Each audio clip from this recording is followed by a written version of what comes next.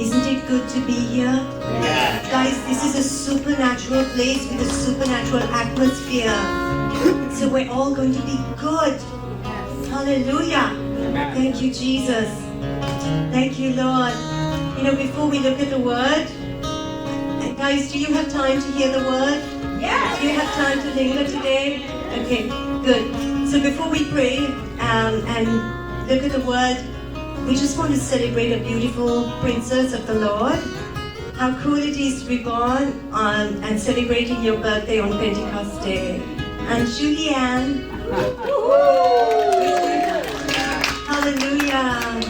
Let's just pray. Let's just declare a blessing on Julianne, yeah? In one accord, let's say, God, we just thank you for this beautiful daughter of yours, the Princess Julianne. We thank you for her. We thank you for the royal calling. We thank you for the set apartness, the consecration that you have purposed for her life. And God, today we declare more of you, your unction, Lord, to fulfill her calling and her purpose, God, in where she has been placed, where she's working, and what she's doing, God. That it's no secret what you're doing in her life, and that is that you are exalting her to inherit the land. God, we bless her with fruitfulness, that with the grace to be everything you have called her to be, we release, God, and declare your prophetic power on her life, that no weapon formed against her shall prosper. We pray your blessing on Julianne and Drayton and all their generations, that everything they have received will be multiplied and doubled and taken into more and more, God.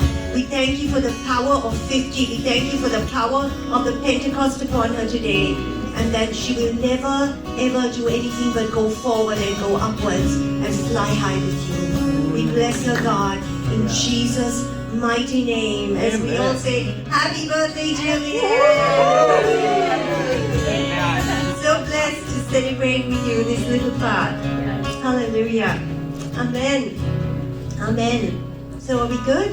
Thank you, Jesus. Hallelujah. So thank you, Holy Spirit. We thank you for your presence. We thank you for such a beautiful time with you and with each other. And we bless your name, Lord. In Jesus' name, we open our hearts to receive of your word, and let your word be life and strength and power unto our bones. In Jesus' name. Amen. Amen. Hallelujah. I would love to have the podium, the podium or the rostrum. Everybody laughs when I call it a rostrum. But anyways, whoa. Thank you. I'm gonna be pounding you guys. I've got 2 Bibles here.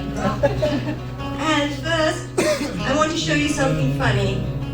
Hallelujah. So what day is it, guys? Pentecost.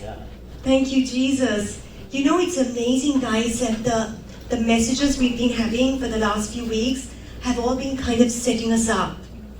And right from the beginning of the year, you know, about living consciously, about making choices, and all that is coming in good stead for us now.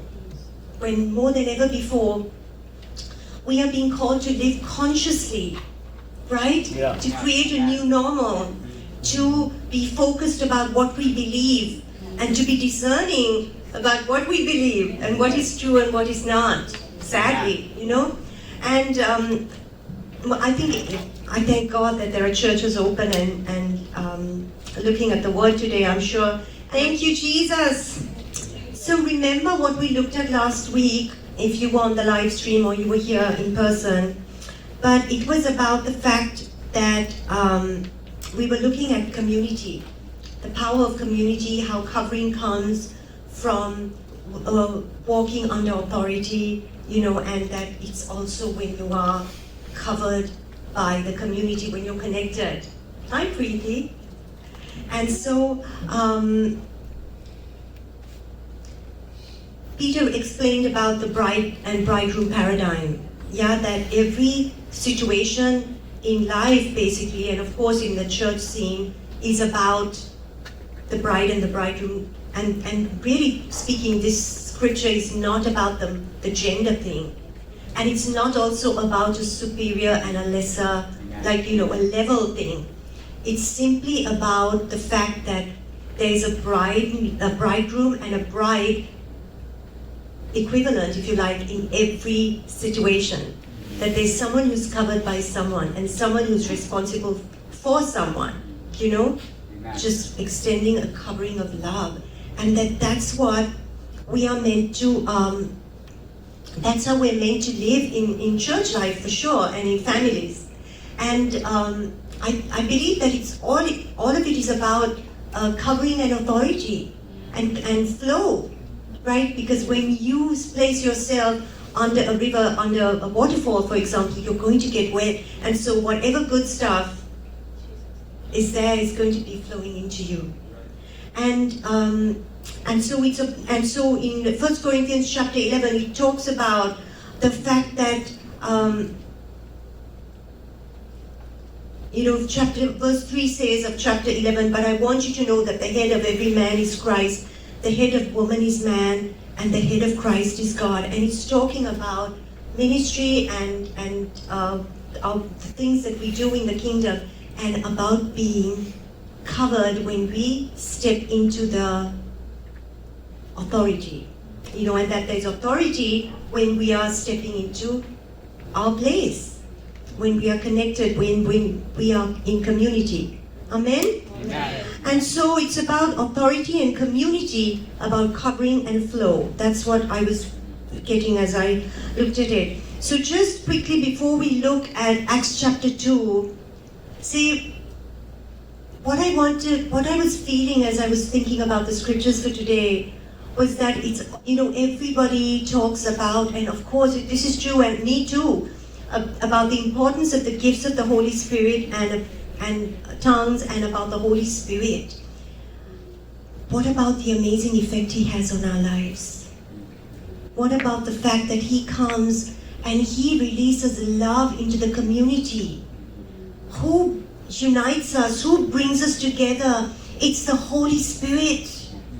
And like Manju was saying this morning, isn't it weird how right now in this season there's so much of disunity being released across the nation, right? When we need to stand together, right? And it's not a coincidence. It's not something that's just happening.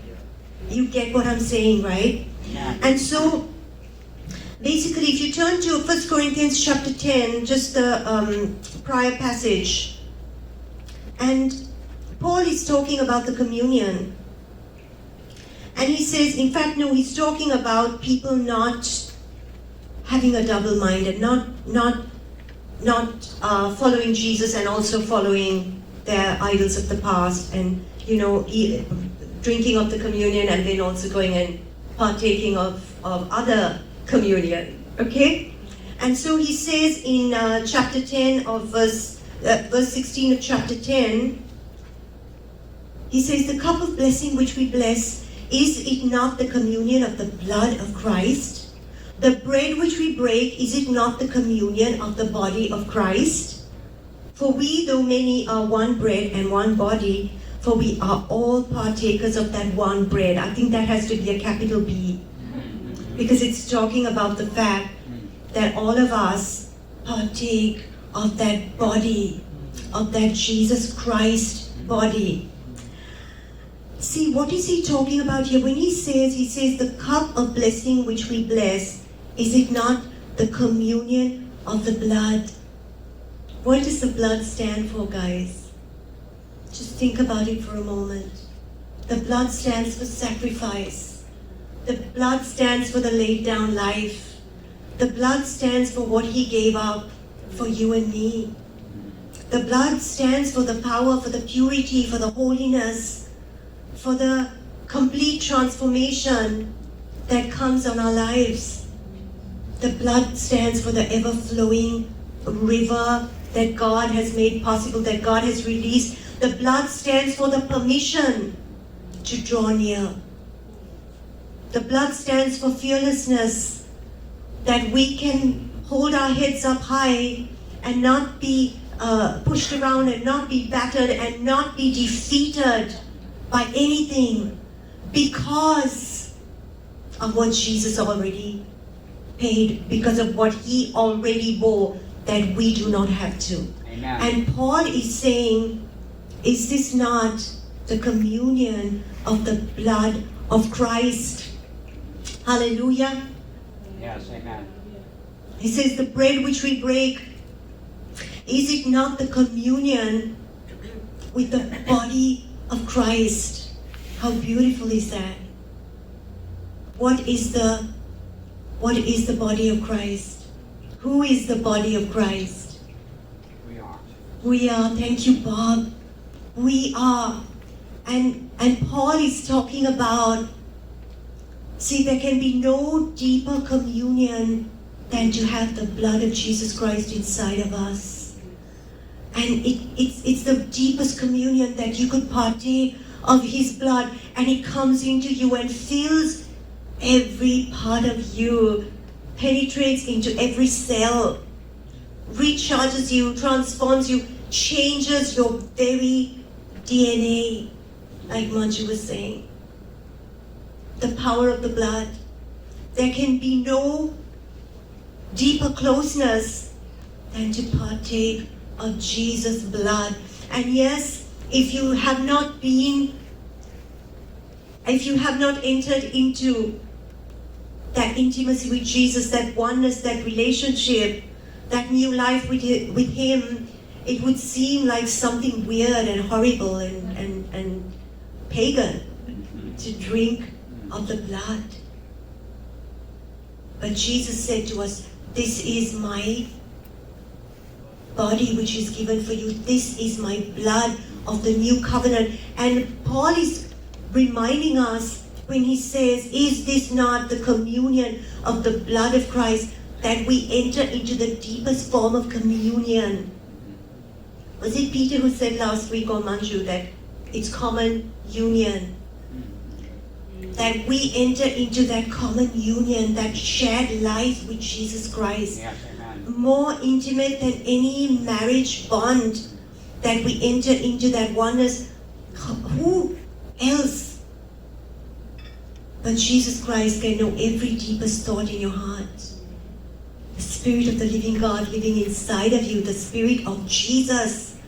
And Paul is saying, is it not the communion of the blood of Christ, the deepest possible communion we could know, and that we can know with the Lord Jesus Christ through His Spirit? Amen? Amen. Agreed? Yes. Hallelujah. And he says, the bread which we break, is it not the communion of the body of Christ? We, though many, are one bread and one body. Paul is reminding us every time we take communion, guys, we are entering into intimacy with each other. That's why communion on our own is beautiful, it's wonderful. We do it in our home every day. You know, we may have missed a day or two in the past 5 years maybe, but we generally take communion daily. And that's so beautiful. And when we really commune, when we take communion as a body like this, it's something mystical, but that the body is reinforced. It's like taking a vitamin B12 tonic, which you drink, and then you can feel every part of your body. It just goes into every joint, and you suddenly perk up and you feel good. I don't know if there's a vitamin B12 tonic, but I have been given a vitamin B12 injection many years ago, and I know I suddenly felt, ooh, I feel good. La la la la la la la. I feel good. But anyway, so what Paul is reminding us is that every individual begins to plug in to the body. And guys, yes, it works when we are randomly, visiting a place where we are technically worshiping with a community. But when you worship with your family, your church that you call your church family, and when you take communion together, there's something mystical that's happening in the invisible realm. And Paul is showing us that we really do become one body. Isn't that cool? Yes, amen. See, in the Passion Translation, whoops, I've got two Bibles here, so we're going to be doubly holy.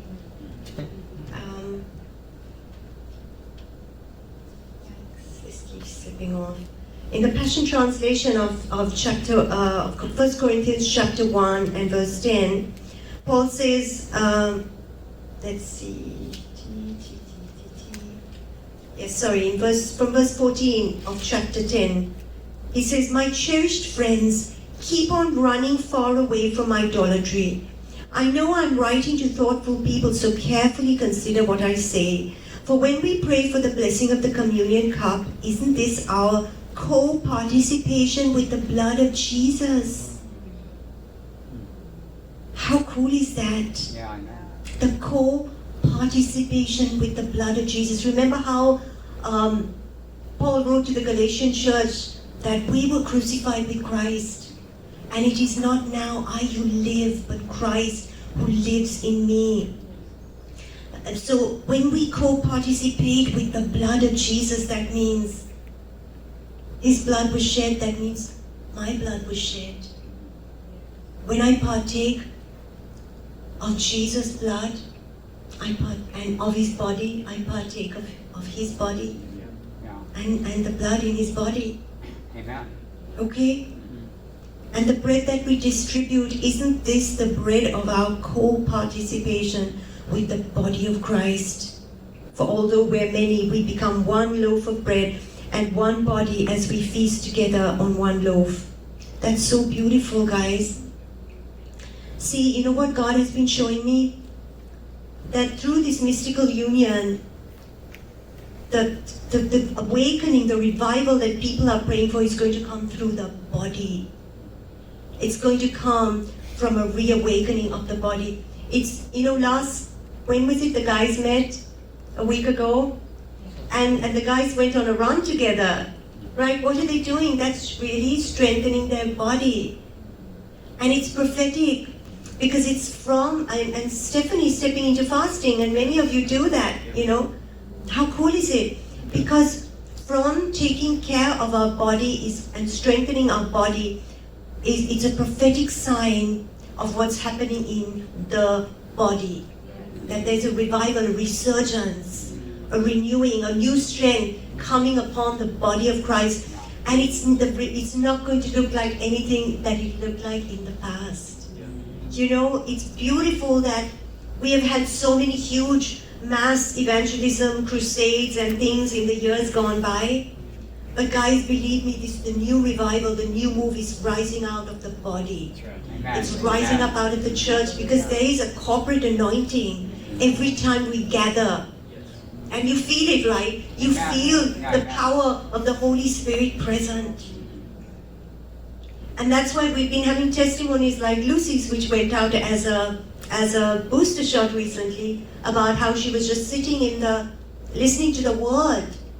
And the Word was manifested in her body and she was healed. Yeah? And so the resurgence, the reawakening is coming from the mystical union within the body. Remember what Paul said in Ephesians chapter 5, that marriage is a mystery. It sure is. But it is about Christ and his church. Amen? Amen. Those of us who've been married for a long time, you can truly say it is a mystery because, Manju and I, at 33 years of marriage, soon going to be 34 in a few months' time. But it is mystical, right? I mean, to all intents and purposes, you should be so doggone tired of somebody when you've been with them a long time. But it just gets truly, and I'm being totally open here, Peter can testify, there are some things that may make us really mad about each other. But it's such a sweetness, guys, right? There's such a sharing which becomes deeper all the time. And I thank God for the quarantine season because really we've just been getting to know each other all over again. Amen. And so much is looking a little embarrassed, so I better not go any further. He's shy.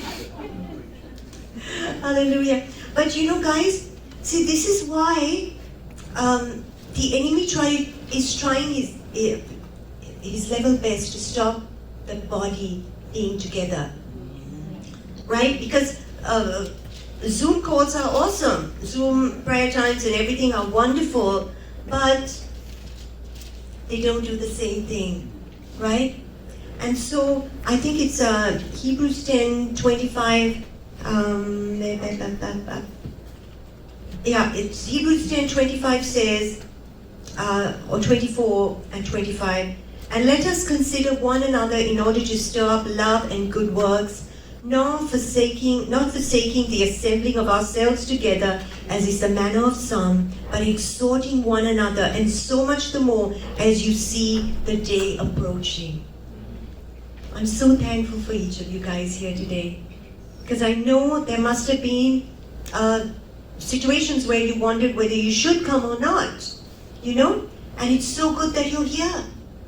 It's so good that you're here because you took a step of faith. Praise God for you. I'm so proud of you guys. You guys are total heroes. And so this is what the Lord is calling us to do, that there are seasons and there are things that try to stop us, that try to hinder the body getting together. You know, this is not at all surprising, but after 2 months of lockdown in Sri Lanka, they've opened up more or less, but Sundays are still a lockdown day. Can you believe it? From Saturday evening till Monday morning, nobody's meant to go out. Of course people can do church on other days, you know, but you know what I mean? There are things that will be done to stop the body coming together, because there is power when the body comes together. Amen? Amen. And Jesus himself, you know, reminding us that we shouldn't forsake the assembling of ourselves together, as is the manner of some. And Paul says, but exhorting one another, and so much the more as you see the day approaching. Because we are exhorted, we are encouraged, we are strengthened and lifted up. More than anything, don't you feel normal being here? Better than normal. Super normal. Yeah, and you know, just to be with people who have the same spirit, it feels so good. Amen? Amen. Hallelujah. So it's a mystical union, guys, but it's about Christ and the church, that he gets to have his bride with him. Amen? Yeah. Together. And so, you know, every time we are together, we see the manifestation of the fullness of Jesus, the fullness of the power, the fullness of the blood, manifesting when we commune with him and with each other, when we partake of the communion. Amen? So now, please turn with me to Acts chapter 2. Hallelujah. Come, Holy Spirit, we need you.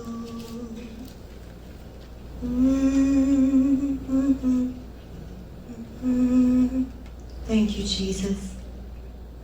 Hallelujah. So, Acts chapter 2 from verse 1. So when the day of Pentecost had fully come, they were all with one accord in one place.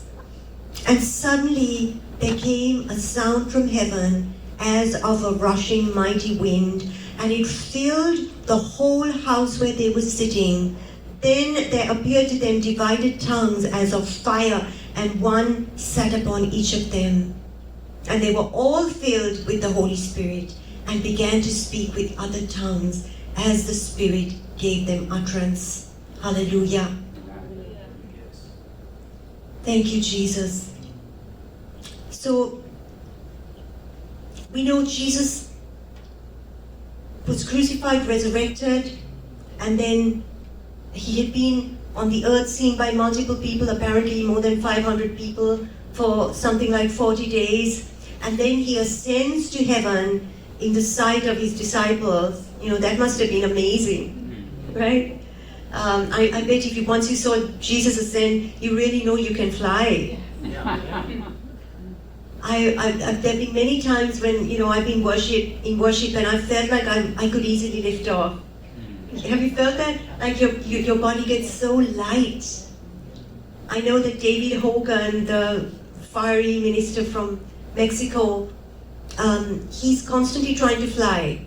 Like when he's in the spirit, he jumps off tables and trees and things because he's really believing that he'll be stepping into another dimension. Okay, because sometimes the veil between body and spirit is so thin, the veil between our fleshly existence and the spiritual things, you know. And actually, you know, by the way, whatever you desire as a spiritual experience, you can begin to cultivate it in your spirit. You know, it's not like a imagination thing, because your imagination has been given to you to commune with the spiritual things. Yes. You know, to connect to heaven. And so what you desire, you can begin to encounter in your spirit with the Lord, you know, through Jesus, and then you will see a manifestation. Amen? Amen. So anyway, so the day of Pentecost had fully come, and the day of Pentecost, meaning that they were celebrating the feast of Pentecost, you know, one of the many feasts that the people of Israel celebrated. It was supposed to be to do with the harvest and everything. It used to be called Shavuot, the Feast of Weeks, and to do with the first few weeks of the harvest. I believe 50 days after the Feast of First Fruits, you know, when they got the first produce in, or the first wheat in from the harvest. And just notice that all the disciples were in one place, under one roof, and they were in one accord. They were all on the same page. They were there to worship Jesus. They were there in one accord. They were there believing. They were there praying and anticipating and expecting something awesome to happen. Remember how in the first chapter of Acts, you know, before Jesus' ascension, he said to them, you know, guys, he told them to wait. He told them to tarry, to hang in there, to keep believing, and to wait for what was to come. I'm sure they were so jubilant when they realized Jesus had been risen, had been resurrected from the dead. But he wanted them to know there was more. And there was the Holy Spirit coming, and he was going to be poured out upon them, as had been promised from ages before. And Jesus said to them, do not depart from Jerusalem. But he told them not to depart from Jerusalem, but to wait for the promise of the Father, which he had given to them. And he said, you shall receive power, verse 8 of chapter 1, when the Holy Spirit has come upon you. And you shall be witnesses to me in Jerusalem and in all Judea and Samaria and to the end of the earth. Hallelujah. He told them they were going to receive the Holy Spirit. And maybe they prayed morning and night and morning and night and morning and night for a few days, you know. And here we see that now the day of Pentecost had fully come, and maybe they're having their prayer meeting in the upper room, and they were all in one place, they were all in one accord. And suddenly, that's so exciting, right? It's because it's not something that you can manipulate, it's not something you can initiate or control. The Holy Spirit begins to move completely outside of us and completely outside of anything that we are trying to do. He just busts every program and every plan, which is so cool. Yes, amen. And suddenly, when they probably didn't know what to expect or how to expect, and there we see the Holy Spirit comes and they hear a sound from heaven. You know, and when all these years that I have been reading the scripture, I just, you know, it just registered in my mind that there was a sound, that there was wind, and the sound of a wind. But what it says here is that there came a sound from heaven as of a rushing mighty wind. It was the sound of God, it was the sound of heaven, it was the sound of the Holy Spirit breaking from the supernatural into the physical realm. There was a clashing frequency, and he broke into the atmosphere. Amen. Hallelujah. Amen. He came to take precedence. He came to take the higher place. He came to take over the place where they were in worship. Yeah? Yes. And then, I remember having a vision once when I was asking the Lord about this, and I saw the disciples praying and worshiping all in a circle in this room, and then just out of nowhere, it was like a gasoline explosion, a fire that just erupted towards the ceiling of the room, and then flames descended on everybody. But it was not fire. It was as of fire. We don't know if it was really a physical thing or whether it was happening in the spiritual and they were seeing it. It was an actual heavenly vision of what was taking place in the atmosphere. But there appeared to them divided tongues as of fire, and one sat upon each of them. And guys, they were all filled with the Holy Spirit and began to speak with other tongues as the Spirit gave them utterance. We speak as He gives us utterance, right? So there is a cooperation, a communion that's happening between Holy Spirit and the person that manifests in the flesh through the gift of tongues. Yes. Amen. And I know and believe all you guys pray in tongues who are here right now. But for anyone who's watching us on the live stream and who has never received the fullness of the Holy Spirit, we say, precious Holy Spirit, would you come? Would you come? Would you fill every precious person watching with your presence? We release the gift of tongues to manifest. We release the power, the life transformative power into everyone's life, everyone's heart, that you come and make us your temple, God. Holy Spirit, as Jesus promised, in Jesus' name.